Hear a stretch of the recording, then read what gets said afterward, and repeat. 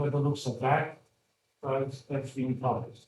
But if you wanna, think about what's going on with the overall market, at a minimum, you should go with this. One, there are a lot more stocks, and two, it's value weighted, okay? As such, value weighted indexes are essentially outside of commissions and stuff. The returns to S&P 500 is return to buy and hold stock. If you buy the stocks in S&P 500 at their market cap rates originally and you hold them, you're gonna get exactly the same return. One caveat is that these indices or averages, whether price weighted or value weighted, they do not account for tax dividends. So even if you carry a value weighted portfolio, your return actually is going to be higher than the return of the index. Why? Because your return is going to include the dividends. Whenever I get the tax dividends from a stock, I'm going to reinvest it back into the fund. So if you want to know historically how S&P 500 did, do not look into just the return of the index. In fact, historically, let's say I wanted to know how I would have performed had I bought something like an S&P 500 index. An index fund is a so-called passively managed fund. It has only one goal: to make the return of the fund as close to the benchmark index it's using as possible. So if S&P 500 index with dividends reinvested made 20%, you want your index fund to bring close to 20%. It's not going to be the exact because an index doesn't do any buy and sell, and it has no, it doesn't pay any brokerage fees. Or when you do buy and sell, you don't necessarily do a lot of the closing prices. You do during the day. Or there are transaction costs, but it should be close enough. Typically, the idea is a minimum 95% correlation, something like that. Now, that's an index fund. Oh, which I'm going to come to next, but there are also things called exchange traded funds. These are index funds where you actually trade it in an exchange. In a mutual fund, you can only get in and out once a day. If you want to buy a share in Vanguard S&P 500 index fund, which is the cheapest index fund available in terms of expenses, I think it's 0.4 basis points. The basis point is 1% of the portion. So if you have $10,000, 3 basis points means you only pay $3 a year in management. Say you want to buy $10,000 worth of Vanguard S&P 500 index fund. You give order to your broker, and they take your $10,000. Whatever the closing value of that fund that day, at that price, you're given $10,000 worth. But that is done at the closing price. Suppose you own some shares of Vanguard S&P 500 index. You got up in the morning and you realize that market is going to tank.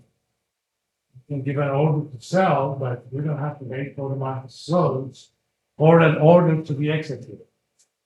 By then, market may have gone down 20%. We have events like that in history.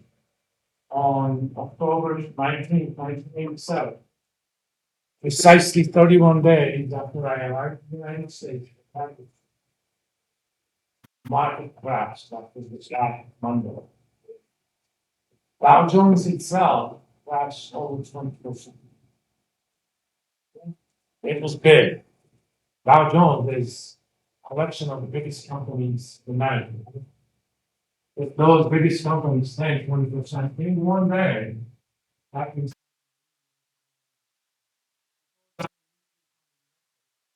in the morning of that day, and in the morning I saw that this market ain't doing too good.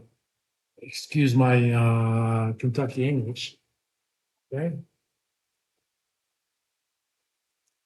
market ain't doing too good, so you want to get out. You give order to your broker, and your broker is going to twiddle his thumbs until 4 o'clock, because there is nothing they can do except give the order. And whatever the closing value of that fund was that day, your sell order is going to be exited. I mean, in the morning when you make that decision, market was down maybe 5%. But in a mutual fund, you have no control. The alternative, which kind of developed after all these events, is called an exchange traded fund. It is a mutual fund, legally speaking, it's the same, except the shares are traded in an exchange, just like a stock. Just like I can buy an Apple share, an Nvidia share, or a Pfizer share, I can buy the share with SPY, which is the ticker for one of the S&P 500 index. Or I think Vanguard's is rule. I'm not mistaken. Yeah.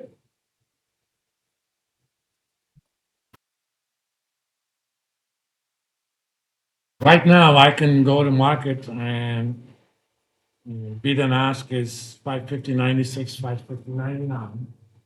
If I want to buy 100 shares of blue,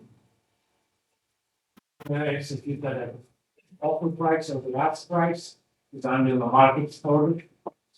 And I'm gonna have to pay $55,099. I can buy it right now, or I'm concerned that market is gonna tank the rest of the day. I don't have to wait until 4 o'clock. I'm gonna get market sell, that's gonna execute at a bid. So I'll get $55,096 for my 100 shares. Now, you can trade these just like you can trade your Apple in the videos. You have a, for example, Robinhood account or E-Trade account or Schwab account, whatever it is, would allow you to trade in that information. Go ahead and do it. You don't have to race. But probably that crash was one of the biggest reasons behind ETFs. And you can find an ETF for a lot of stuff. Let's say you want to trade on whether or not gold is gonna go up. Before ETFs became available, the only way to do that was to trade in gold futures. But those kinds of stuff are somewhat dangerous for individual investors. Now, all you have to do is, paraphrasing what Apple says, it's an ETF for them. You probably guess the ticker for that ETF. Who's gonna guess that? It's a three-letter ticker. GLD. If you want to trade on silver, what would that be? SLV. Well, it doesn't always make sense, but for a lot of stuff, there's an ETF. If you want to invest only in biotechs, we're going to go for it. That's you find out mistake. But we can look at it. Or is even extreme version. Suppose I am interested in Chinese stocks, but I'm not that happy about the Shanghai stock market. And there are restrictions on what orders can do, but there's no such restriction in Hong Kong stock. There are Chinese stocks that trade in Hong Kong stocks. Not only do I want to buy index fund of those, but I also want that to be leveraged. It's called leveraged bull ETF. Here's what that with those stocks, overall as an index goes up by 1%. This ETF is expected to go up about 3%. Of course, if they go down by 10%, your ETF is going to go down roughly 30%. It's like buying stock in market, on market. But nobody's gonna allow you to buy 3 times that each market. And by US law, US regulation, like it's the Fed regulation, you cannot buy a stock on margin or percent. So if you bought $100 worth of stocks, at least $50 of that has to be your own money. You cannot borrow more than 50. But through this financial engineering, I can actually get around it. In fact, if my broker allowed it, I could even buy that with some leverage. For example, I can invest in NASDAQ 100 index, okay, which is basically the biggest tech companies, and I want that to be triple leverage. There's an ETF for that. Or, I'm one of those people who believes that market is overvalued. I want to short the market, the overall market. I want to make money when the market goes down. I'm not necessarily interested in specific stocks. Yes, I can go ahead and short as well. But shorting involves a lot of technical issues.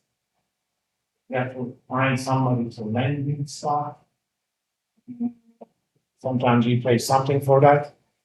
Or you can buy an ETF. Right. Let's find the ETF for that.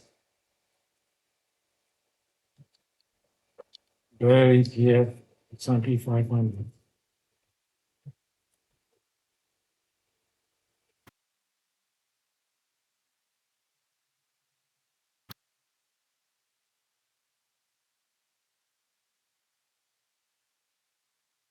These are a little bit ultra ones, but